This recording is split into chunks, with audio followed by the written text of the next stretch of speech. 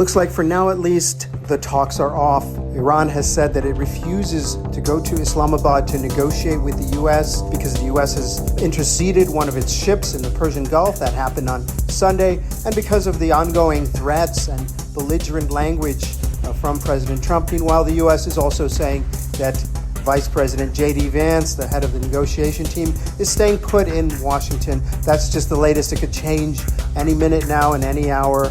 Who knows what is really going on behind the scenes. I'm Borzu Dergahi. This is a shortened edition of my podcast called Badlands. You can subscribe. Some of the content is free. It's at Borzou, BORZOU.substack.com. Today, it's been a day of waiting to see if the Iranians would show up in the Pakistani capital for talks with the United States. It appears that it's not going to happen, at least for now. The deadline that Donald Trump set for when the war would resume is coming up sometime tomorrow. Who knows? He could delay it a little bit. It could be a little bit earlier as well. This whole negotiation could have been a ruse for a buildup of military action and a surprise attack on Iran. But I don't think so. It's pretty apparent to everyone who's watching that Donald Trump is looking for an exit, that this war is more than he could handle.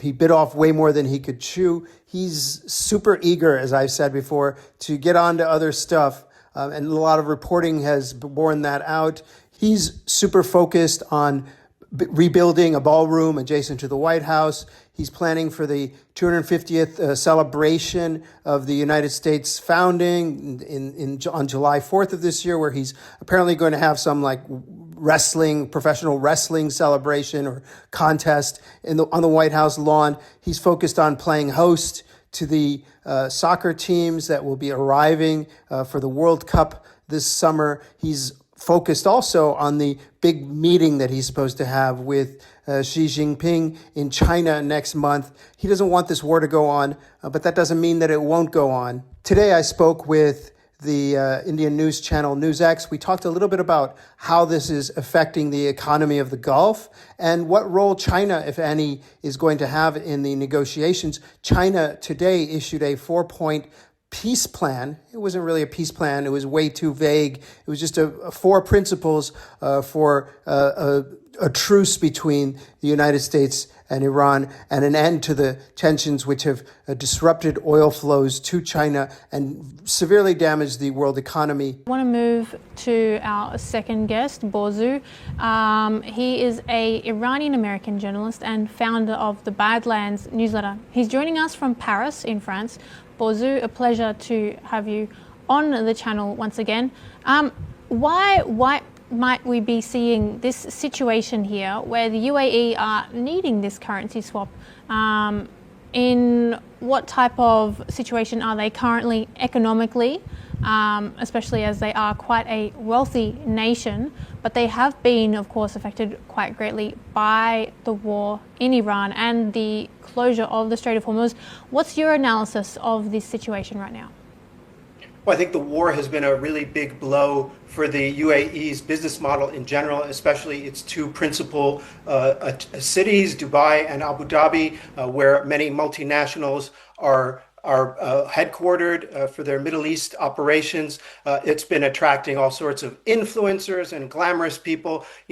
Some billionaire money launderer who buys an apartment in Dubai to live out the good life doesn't want Iranian drones and missiles hitting him while he's chilling out enjoying the breakfast buffet. So this has been a big blow to the UAE. They're very angry, as the former congressman was saying, very angry at the United States, very frustrated for not including them in the war plans, for leaving them high and dry.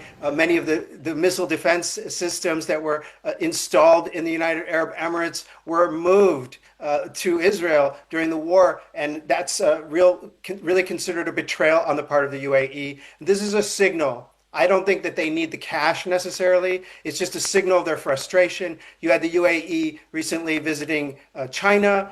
They were rebuffed there pretty much in their attempts to put pressure on Iran. They are kind of put on the sidelines by the United States at this point. They feel vulnerable.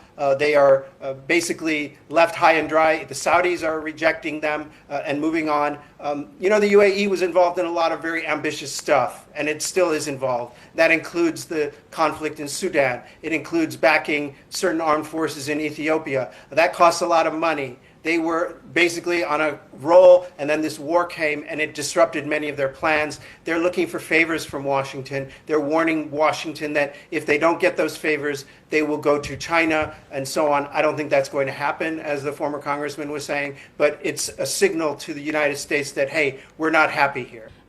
Do you think that this plan from China may be taken into consideration in these negotiations, or even taken as a new avenue of mediation? We're seeing perhaps in the next couple of days some more discussions about this current ceasefire, whether it will continue, whether it will finish, and we'll see a resumption of hostilities. But could this alternative plan from China be another avenue that these parties could go down? Well, I think, Ruby, you mentioned yourself just how vague these 4 points were. I don't think this is a basis for any kind of, and I'm no international negotiator, but I don't think this is a basis for any kind of peace deal or final settlement. I think that China is feeling a little bit of pressure from the international community. Hey, this is an important issue going on in the Persian Gulf right now. You have interests here. You have influence here. Why don't you put some pressure on Iran? Why don't you speak to Saudi Arabia, which is also a major client of China in some ways? Why are you staying out of this? China has been extremely cautious. I don't think that China would like to see regime change in Iran, as Russ was saying. I do think that they are so prone to seek stability and lack of chaos in this part of the world, especially, that they would rather bet on this regime than regime change, just because that would be so disruptive to their main goal for the Persian Gulf, which is obtaining oil. But I think that China has been criticized by some circles. China has been also, there's been some internal debate as to why China doesn't get more diplomatically engaged in this major global issue right now. This was just basically, I thought, just a gesture, because there's really no substance to these 4 points. This has been a short edition of the Badlands Podcast. Thank you so much for listening. You can subscribe and get more free content like this at borzoom.substack.com. Thank you so much.